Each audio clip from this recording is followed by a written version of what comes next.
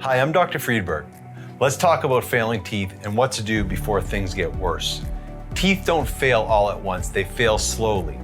Loose teeth, infection, gum disease, cracks. You fix one, then another, then another.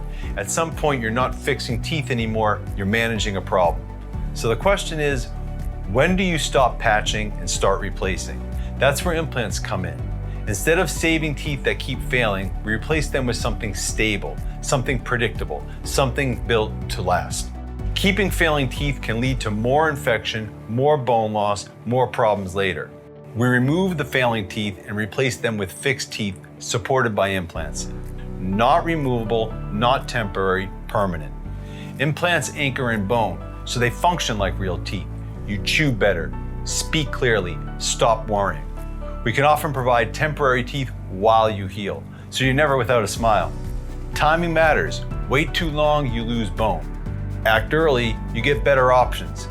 If your teeth are loose, infected, or constantly breaking, that's a pattern, and patterns don't fix themselves. This is general information, not a diagnosis. But if you're ready for something permanent, come see us at Dr. Friedberg and Associates.